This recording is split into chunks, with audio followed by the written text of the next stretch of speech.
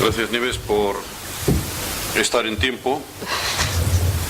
Vamos a dar paso entonces a nuestra segunda ponente de esta primera sesión, María Pilar Lovera González. Es investigadora senior del Instituto de Nanociencia de Aragón, de la Universidad de Zaragoza, y abordará en concreto riesgos de la nanotecnología, orientándose hacia el manejo seguro de los nanomateriales.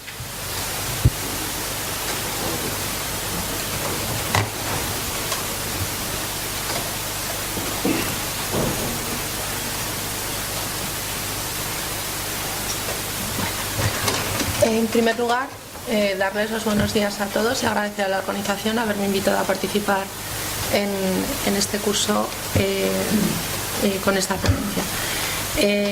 La ponencia, pues eso, va a ir sobre los riesgos de la nanotecnología y sobre el manejo seguro de nanomateriales.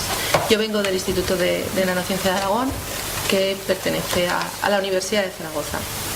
Lo primero que voy a hacer en esta ponencia es hablar un poco de los riesgos asociados a la nanotecnología. Comentaremos algunas características propias de la exposición a nanomateriales en el ambiente ocupacional y finalmente comentaré algunos casos de estudios que hemos estado haciendo sobre el manejo de nanomateriales y ver cómo podría hacerse de mejor manera. Bueno, lo primero que nos tendremos que plantear es qué es un análisis de riesgos y, como todos saben, pues es la identificación de eventos no deseados que pueden conducir a una situación peligrosa. Tiene distintas etapas. La primera de ellas, pues bueno, nos tendríamos que preguntar qué puede ocurrir, qué mecanismos pueden hacer que estos eventos sucedan, tras lo cual tendremos que hacer un análisis de las consecuencias y ver cuáles son estas, con qué frecuencia puede darse esas consecuencias para poder estimar el riesgo y decidir entonces con datos objetivos si el riesgo es aceptable o no en función de del riesgo que tenemos, los beneficios que podemos obtener.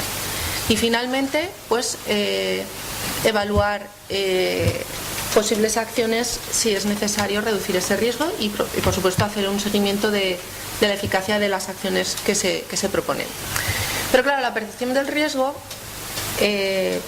pues está ahí, y como he puesto en esta foto, me hizo mucha gracia cuando la vi, porque claro, ante un mismo hecho, pues depende quién lo ve y depende quién lo vive, pues son distintas cosas. Yo estoy en el lado de cómo lo ve la mamá, me voy a quedar sin niño, y el niño pues no sé cómo lo verá, y el papá pues no pasa nada. En fin, lo que hablamos, la percepción del riesgo pues es una opinión al final subjetiva de la probabilidad que tiene ese riesgo pues de estar asociada a una determinada actividad o un determinado estilo de vida. Lo que está claro es que el riesgo forma parte de nuestra vida y no hay riesgo cero, no existe el riesgo cero. Y también lo que hemos comentado ahora, ¿no? Pues que esto puede variar en función de distintos factores, en función de si ese riesgo se asume voluntariamente o no, de la información que tenemos de la persona que lo percibe, en fin. De hecho, aquí podemos ver un gráfico que nos ilustra bastante bien lo que es la percepción del riesgo de distintas actividades.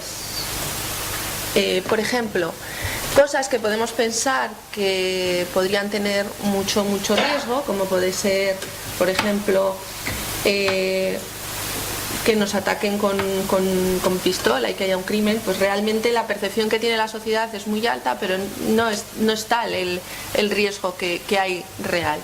Y sin embargo, pues la probabilidad de tener un accidente de tráfico es mucho mayor de lo que en realidad nosotros percibimos. Y así pues con un montón de situaciones. De hecho, pues bueno, ya veis que quizá una de las más balanceadas es la posibilidad de tener un problema cardiovascular. ¿Qué pasa con la evaluación del riesgo? Pues que muchas veces falta información, faltan datos concretos, y esto hace que lo que tengamos es que el riesgo se percibe de forma distorsionada. Entonces no tenemos una visión objetiva de lo que pasa realmente y por tanto no podemos actuar en consecuencia.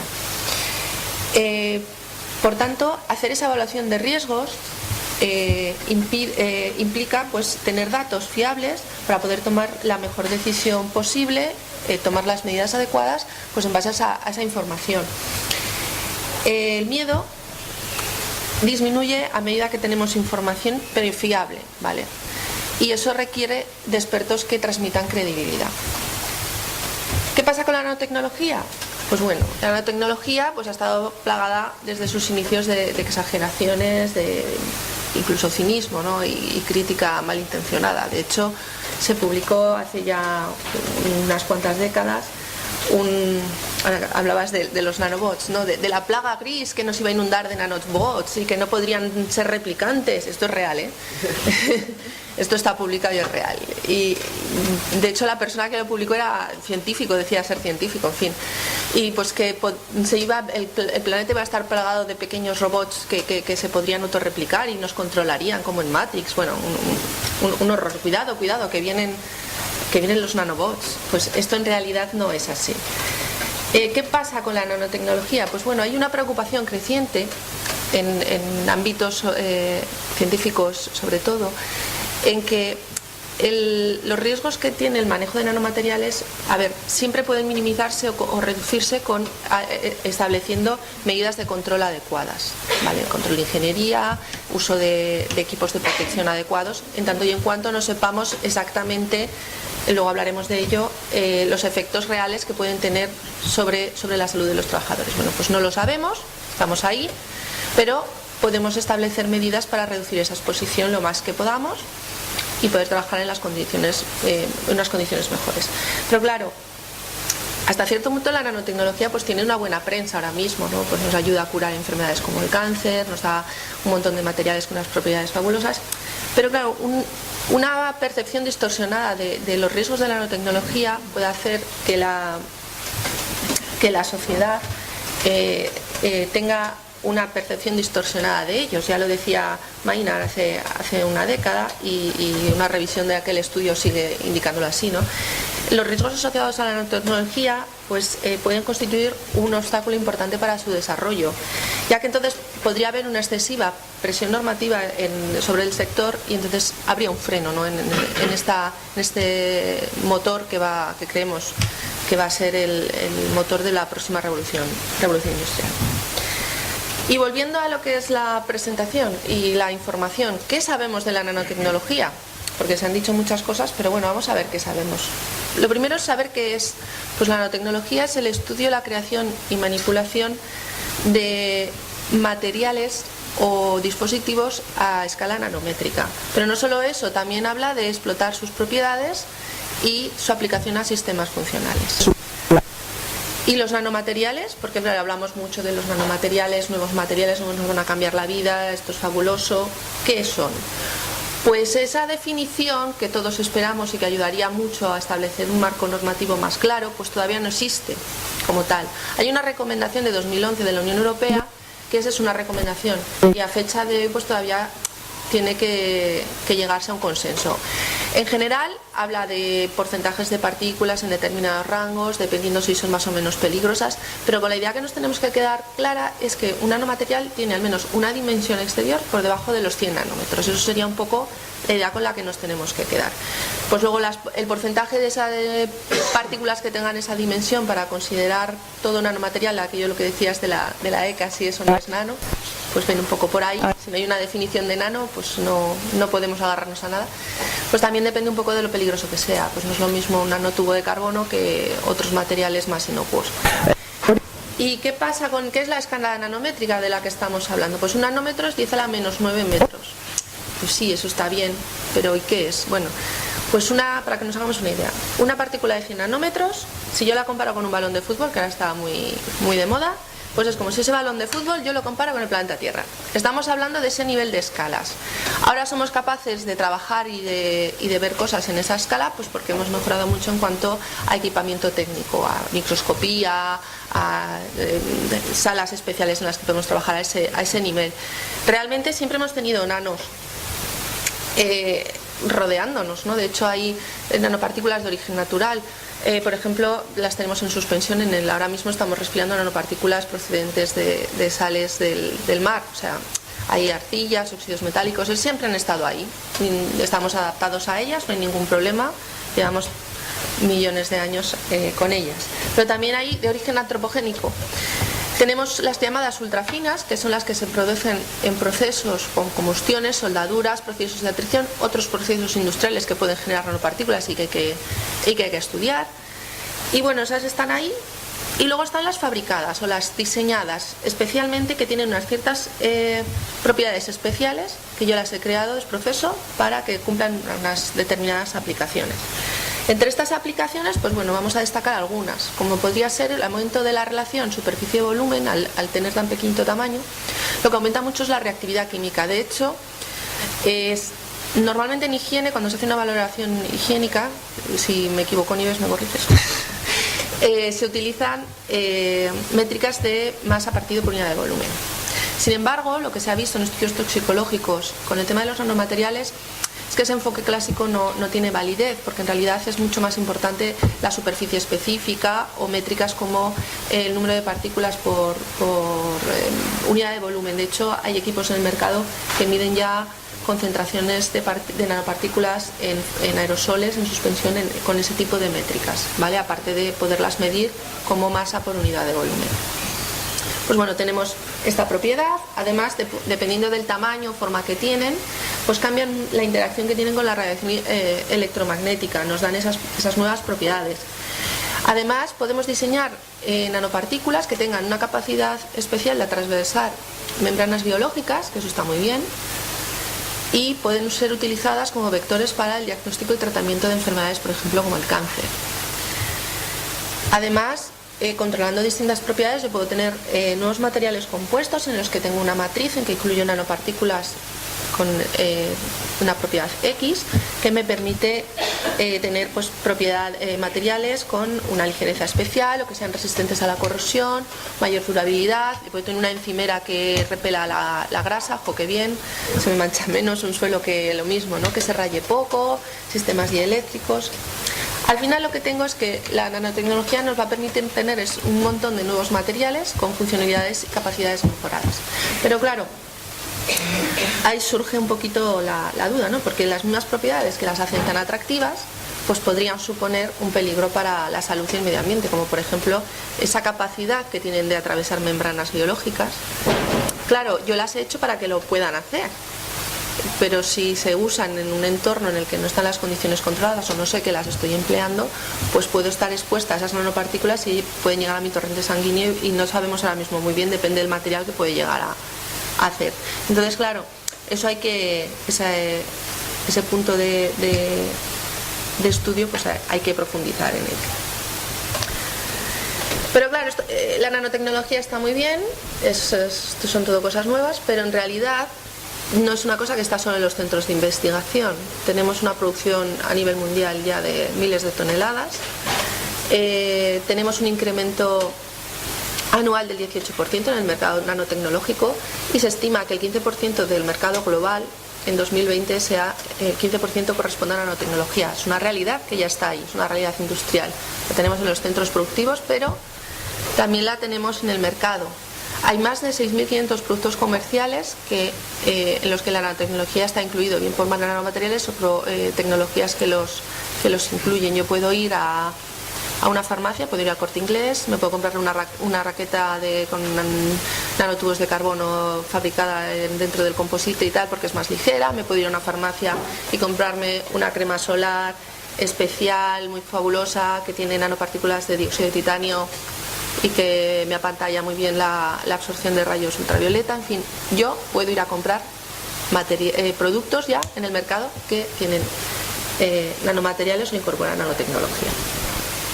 Algunos ejemplos, pues tenemos cementos especiales con efectos fotocatalíticos. De hecho se han llegado a hacer edificaciones con ellos. En Roma en 2003, por ejemplo, tenemos esta iglesia. Tenemos aleaciones especiales de acero nanoestructurado. Tecnam, por ejemplo, comercializa distintos recubrimientos para superficies, haciéndolo hidrofugante, oleofugante, etc. Aplicaciones biomédicas. Tenemos nuevos materiales que permiten tener paneles solares más flexibles, tejidos inteligentes, un montón de empresas que fabrican nanomateriales, aunque luego los comercializan como nano o no, ya veremos. Y entonces, claro, nos cabe preguntar si la nanotecnología es realmente peligrosa. Bueno, pues en este punto yo he de decir que en principio no, que el peligro depende mucho del tamaño del material, de su área de superficial y de su reactividad. No podemos generalizar. En este punto lo que no podemos hacer es generalizar, no es café para todos.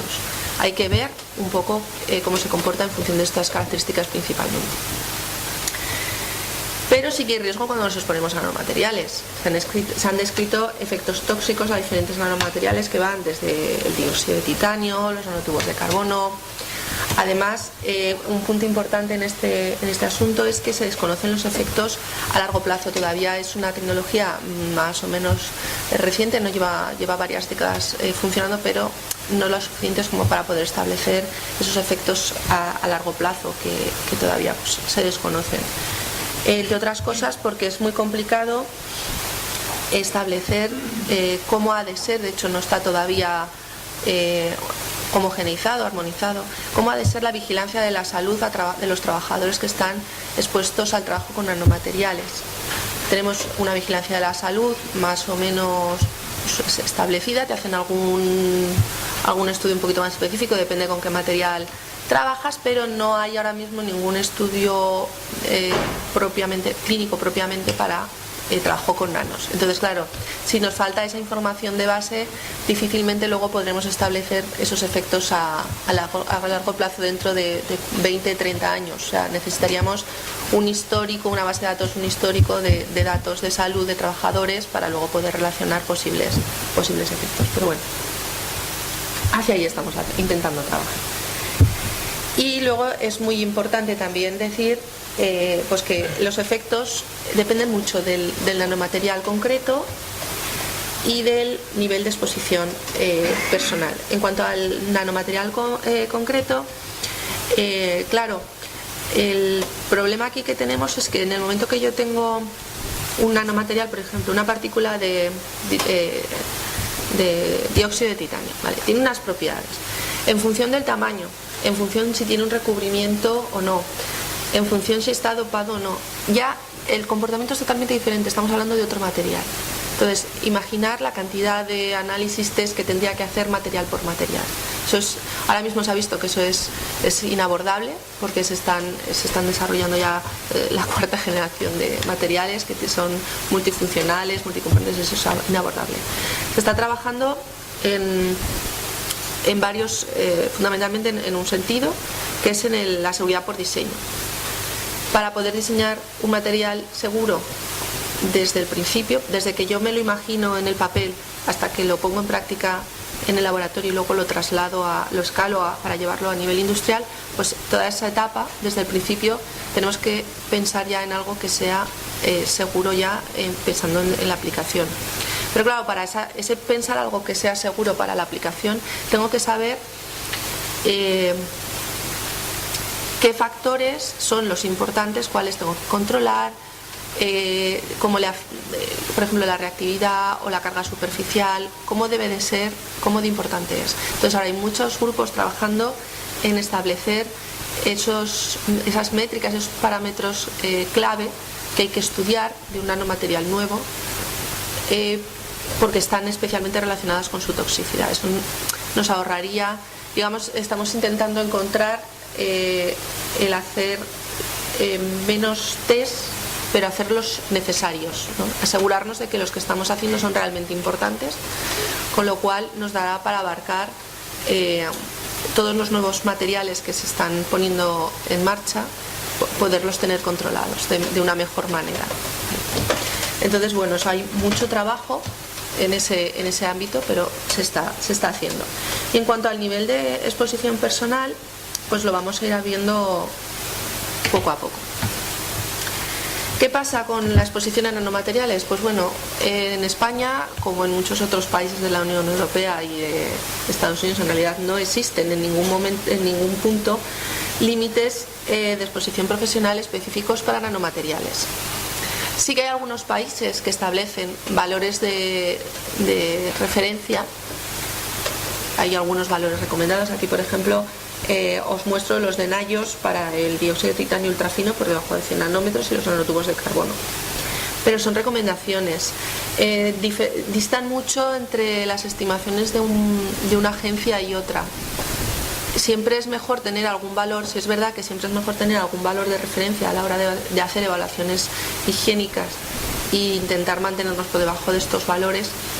Al menos tienes eso, ¿no? Pero oficial, legal, lo que se dice un límite de exposición profesional, no existe. Y además hay que tener en cuenta que no podemos coger la sustancia macrométrica o bulk, no son esas sustancias, esos límites no son aplicables cuando hablamos de nano. Hay sustancias que no tienen límites de exposición profesional a nivel micrométrico, macrométrico, pero si nos formamos a nano probablemente en algún momento podamos establecer ese nivel, sea necesario establecer ese nivel de exposición. O sea, no son trasladables. Yo no me puedo coger la guía y que os indico, por ejemplo, y decir, pues no hay nivel, con este me vale para el tema nano. Eso no puede ser. ¿Y qué es lo que necesito saber cuando quiero hacer una estimación de riesgos para la salud en el tema de nanomateriales? Cuando quiero caracterizar la exposición, pues tengo que tener información de los procesos que pueden producir la liberación de nanopartículas en el aire. Y también es importante su deposición sobre las superficies de trabajo. Muchas veces se pasa por alto, pero es una fuente de contaminación secundaria y de exposición también que puede tener el trabajador. Hay que determinar qué tareas, no solo los procesos, sino las tareas que están involucradas también que pueden dar lugar a la exposición. Importantes las cantidades que pueden llegar a manipularse. No es lo mismo manipular 1 miligramo que 5 gramos que 5 kilos, que todos lo sabemos, ¿no? Ya lo decía Paracelso, la dosis es importante. El estado físico de los nanomateriales, por lo general, ahora lo iremos viendo a lo largo de la presentación, los nanomateriales que se presentan en estado pulverulento son más peligrosos, siempre se recomienda trabajar en suspensión. Es importante también, como en cualquier otro tipo de exposición, definir quiénes son los que están expuestos. En función de las características personales del trabajador, pues puede ser más sensible o no a un determinado riesgo. No es lo mismo una persona que tenga problemas respiratorios o asma que una mujer que esté embarazada o una persona que tenga otro tipo de enfermedades, ¿vale? O una persona totalmente sana. Hay que ver cuáles son las posibles vías de entrada de los contaminantes. Lo que hablaba de la dosis, también es importante la frecuencia con que podemos estar expuestos. Al final esto es un poco aplicar lo que ya sabemos, pero al tema nano.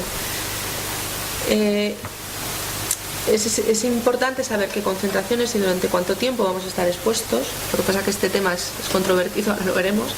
Y entonces ver qué medidas de control podemos poner. Para eso tenemos que saber las que tenemos actualmente, porque cabe la posibilidad de que las medidas de control, en algunos casos ya lo estamos viendo, que se disponen actualmente pueden servir para tener bajo control esa exposición a nanomateriales. ¿Vale? Simplemente hay que saber en qué condiciones hay que trabajar y hasta dónde nos pueden proteger. Pero esa información la necesito saber para ver si es suficiente o necesito mejorarlas. Lo que hablamos, la información en este caso es vital. ¿Dónde se produce esa exposición a nanomateriales? Pues bueno, fundamentalmente pues estarán, como parece obvio, los trabajadores que pueden estar en contacto con los nanomateriales en su fase de producción. Eso parece que todo lo tenemos muy claro. Pero claro, a lo largo de la cadena productiva, desde la fabricación del nanomaterial, pasando por esa incorporación del nanomaterial a una matriz, o los reprocesados de ese material en otras factorías, porque muchas veces, claro, te dicen, no, si nosotros ya recibimos el composite X y yo solamente lo meto en la máquina de inyección, ya. Y si esa inyección, habrá que ver si eso genera algún tipo de emisión, no lo sabemos, ¿no? O yo hago un reprocesado, utilizo una pintura para proteger un molde y luego ese molde lleva un mantenimiento. Y durante esas operaciones de mantenimiento, lijado, pulido, en fin, pues también se pueden producir emisiones. Esas emisiones están en el rango nano, están embebidas en la matriz o están sueltas. Eliminación de residuos. Muchas veces nos protegemos para trabajar con los nanomateriales, pero cuando llega la etapa de etapas de limpieza o eliminación de residuos no lo tenemos tan pendientes. Está claro que hay muchísimos trabajadores en todas la cadena de suministro que van a estar o pueden estar expuestos a nanomateriales.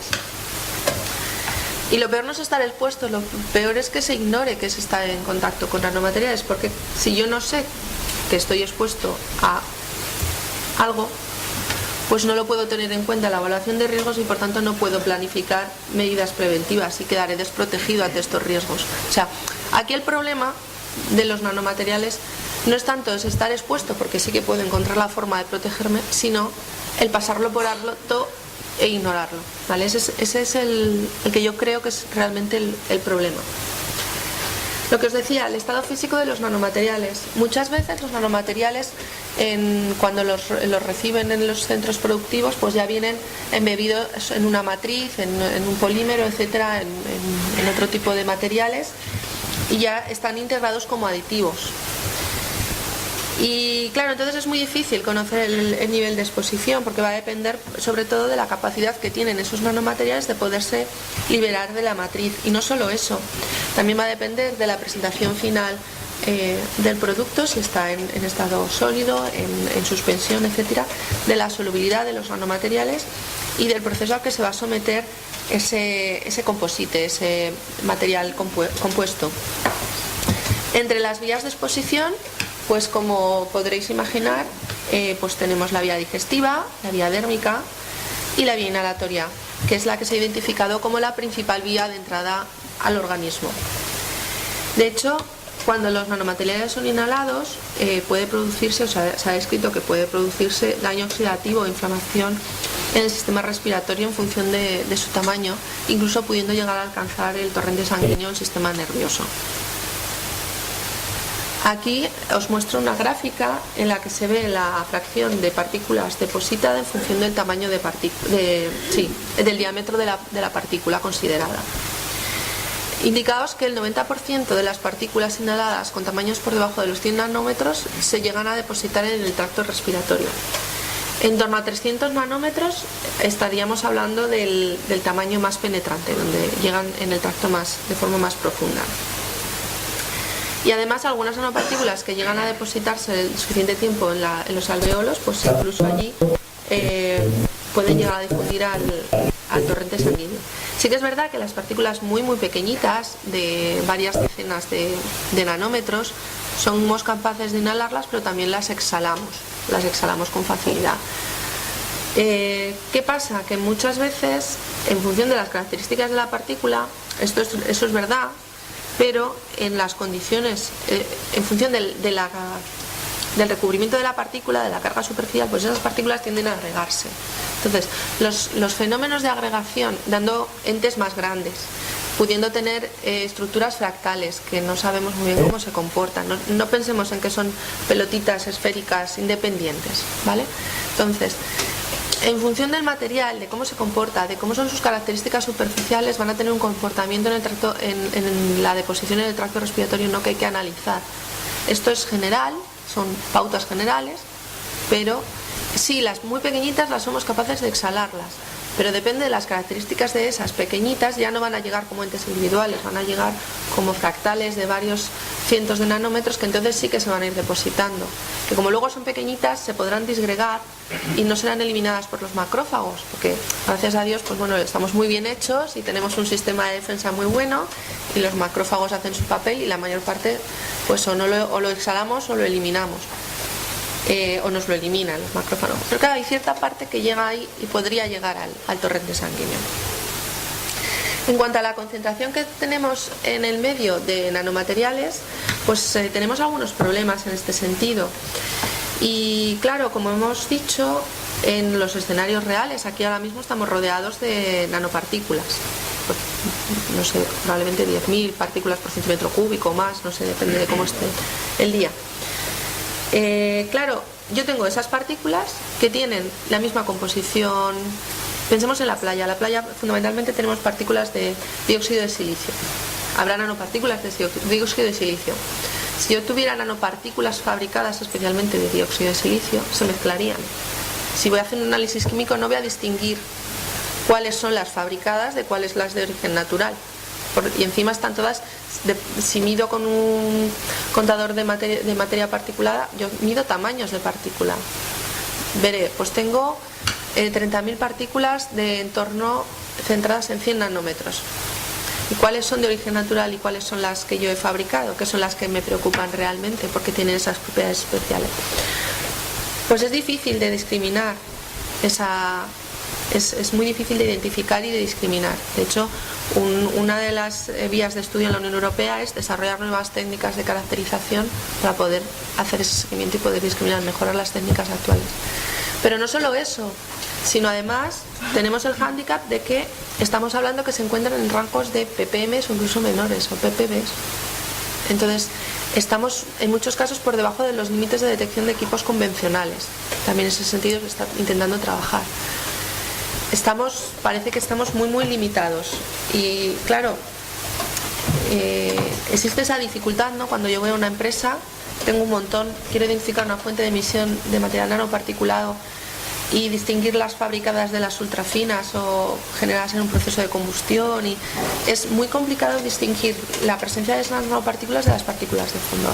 Ese es uno de los principales problemas por los que no puedo establecer las concentraciones, establecer dosis de exposición en entornos reales, y por tanto no lo puedo trasladar a los estudios de toxicología y no puedo establecer los límites de detección. O sea, vamos un poquito enlazando dificultades. ¿Y qué es lo que estamos haciendo en el Instituto de Nanociencia de Aragón en este sentido para intentar pues ayudar, ¿no? Nosotros sobre todo estamos haciendo simulación de operaciones de manipulación de nanomateriales y de procesos de mayor escala para estudiar los posibles fuentes de emisión de nanomateriales, evaluar las medidas de control de ingeniería y de equipos de protección que se pudieran utilizar en esas condiciones, y por tanto evaluar la exposición de los trabajadores, ¿no?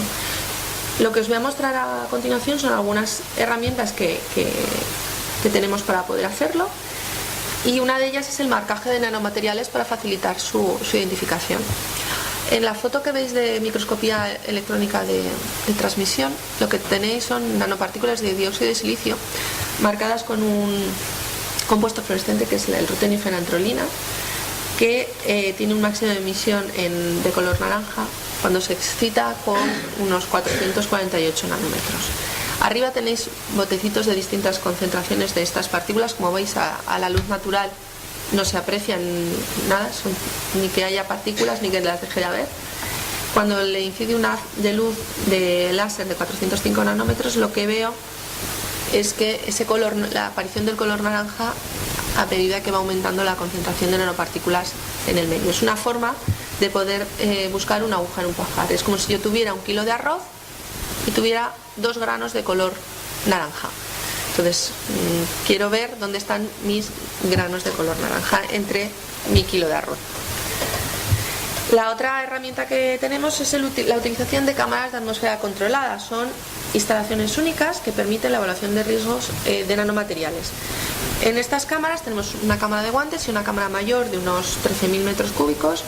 Lo que podemos hacer es trabajar en ausencia de partículas de fondo, de partículas ambientales. Puedo tener la cámara estanca, totalmente en cero de partículas.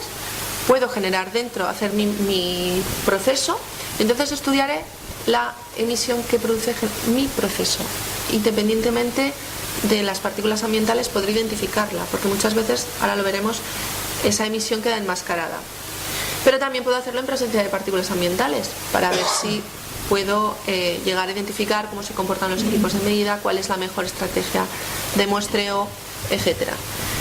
La particularidad de la cámara grande de la que veis es que tiene un sistema de limpieza automático con agua y aire, y lo que nos permite es que una vez que he finalizado el test puedo limpiar la cámara, primero con aire y luego con agua, para eliminar la contaminación de las paredes, y así lo que hago es recuperar rápidamente las condiciones de operación.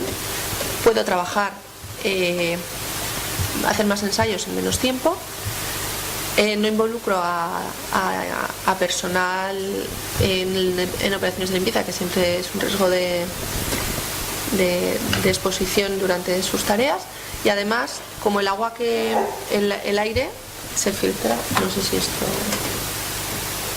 a ver si puede ser, no, sí, este es una cascada de filtros de cada vez más eficacia, acabando en filtros EPA al final, y lo que hago es entonces el aire lo recirculo y retengo ahí las nanopartículas, y el agua que arrastro de la limpieza de las paredes se trata en un sistema de ósmosis y también queda retenida, con lo cual a nivel de emisiones medioambientales de nanopartículas pues también somos respetuosos en ese sentido.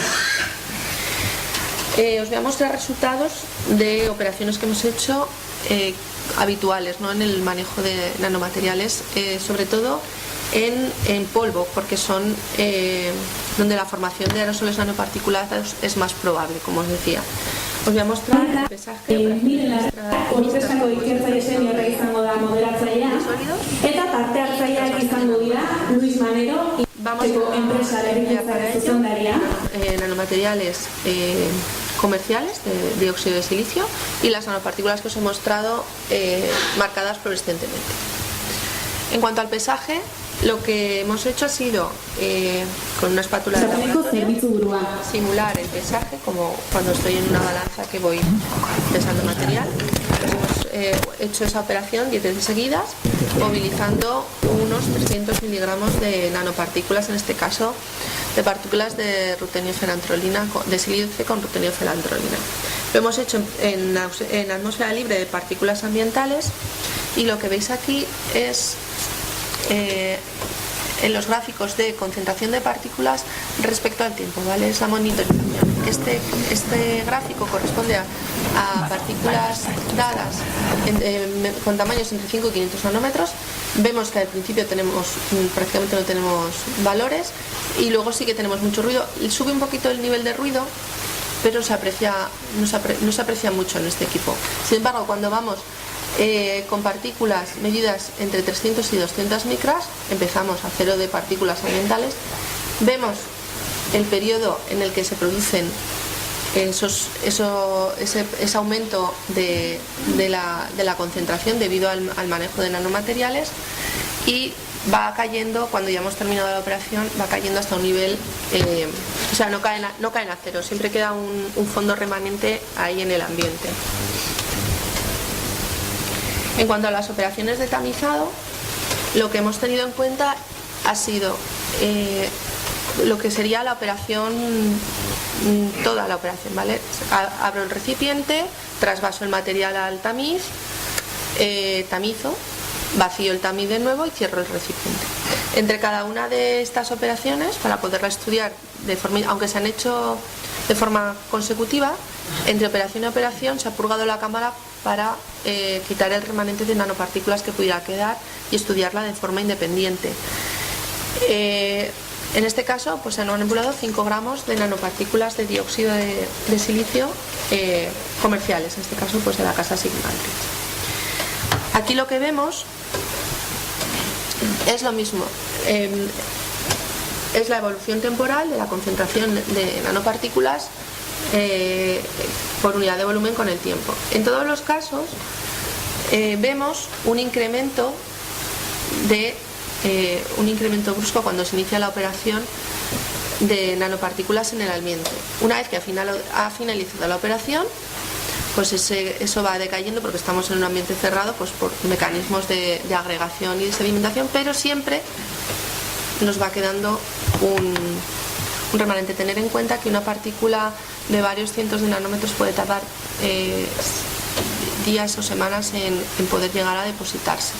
No es fácil eliminarlas, porque no siguen las líneas de flujo, entonces se quedan ahí con movimiento browniano y son difíciles de que choquen y caigan.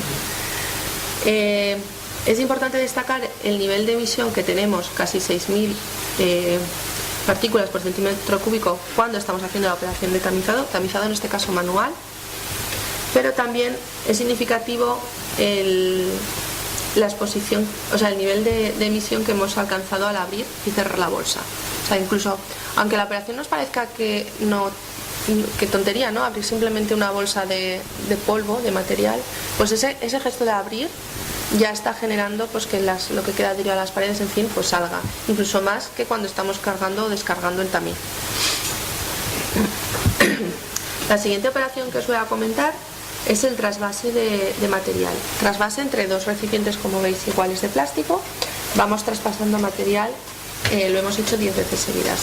En este caso lo hemos hecho tanto en presencia en ambiente limpio como en presencia de partículas ambientales. Lo hemos hecho primero en la cámara pequeña, la cámara de guantes, con 500 miligramos de partículas de silicio con rutenio y felantrolina, marcadas con rutenio y felantrolina.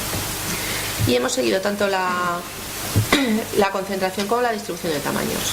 Luego, además, en este caso lo que hemos hecho ha sido tomar muestras del material particulado que se genera en el ambiente de la cámara para poder analizarlas por TEM y SEM, por microscopía.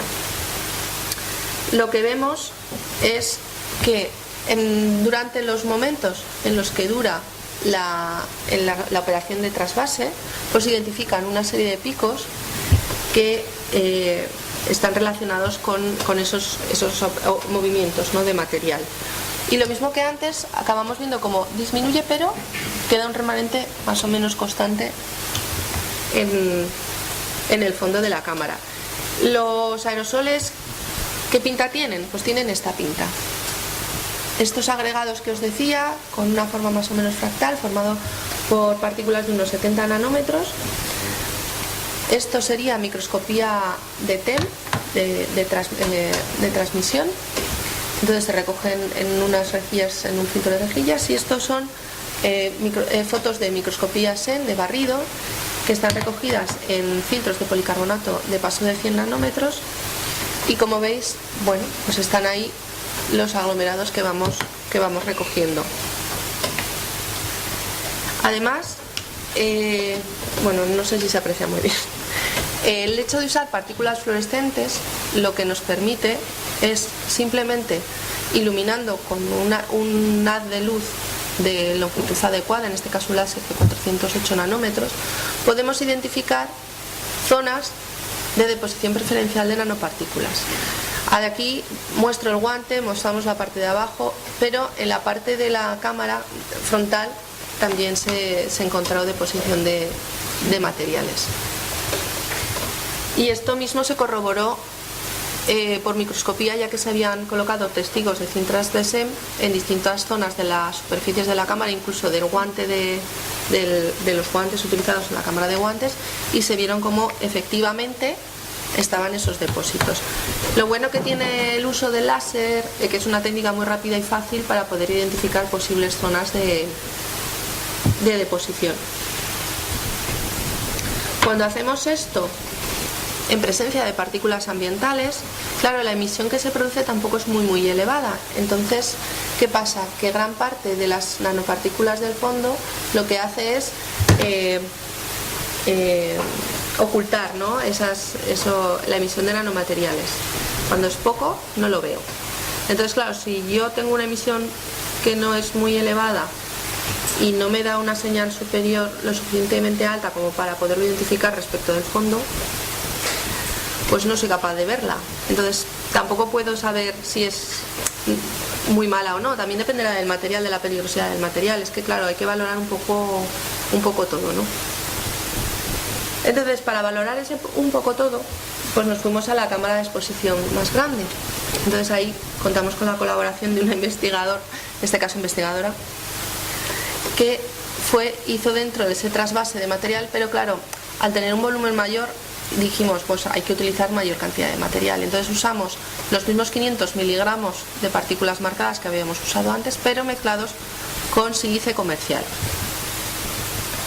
Y aquí lo que vimos pues fue que cuando lo hacíamos con fondo,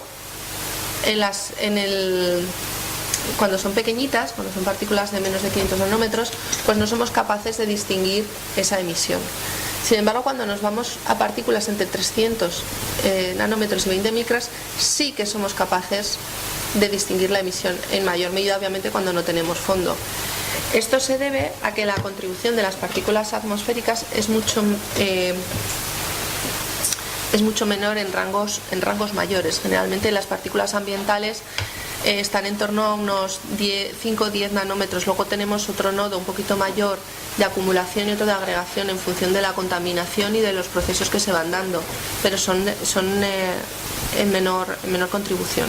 Entonces la mayor contribución son partículas pequeñitas, y entonces aquí es más difícil ver la contribución de la emisión en concreto. Cuando recogimos muestras en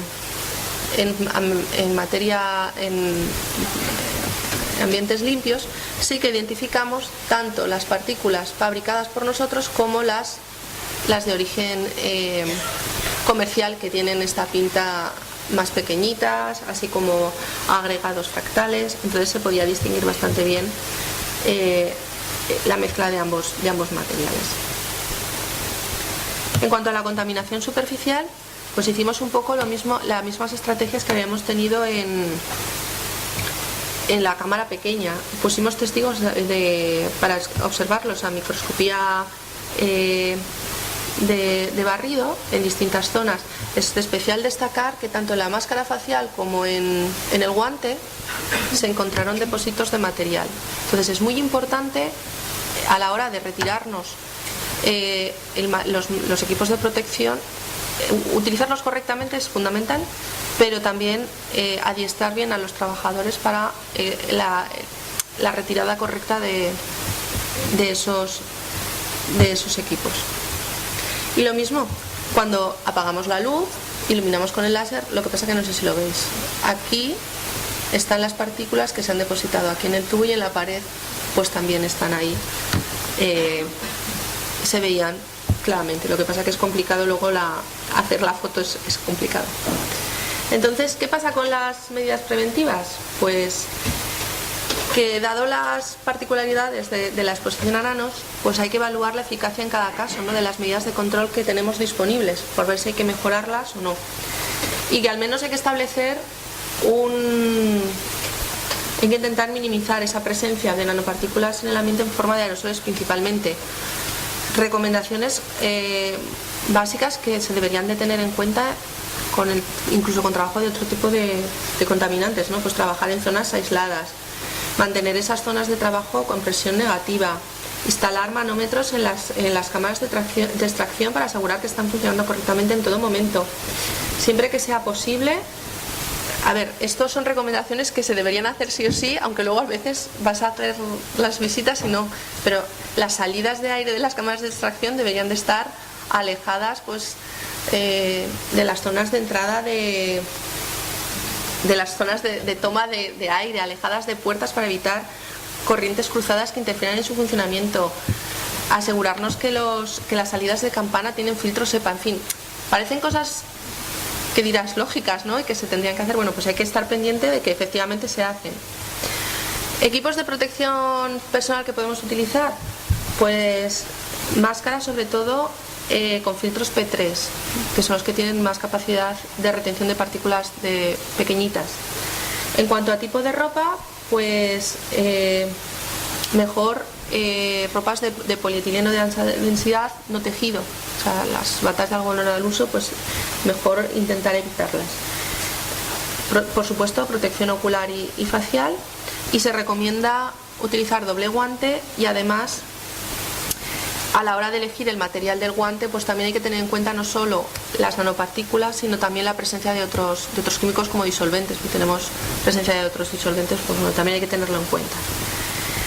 Como conclusiones, deciros pues que hay que mejorar mucho las técnicas que permitan monitorizar y controlar el impacto potencial de nanomateriales a los trabajadores, que es vital tener información rigurosa y transparente sobre los escenarios de exposición y los avances realizados en cuanto a medidas preventivas, y que si conseguimos avanzar en estos dos aspectos, pues que la implantación segura de la nanotecnología a nivel industrial es posible y realmente puede ser el motor de la nueva revolución tecnológica y de generación de empleo que todos esperamos.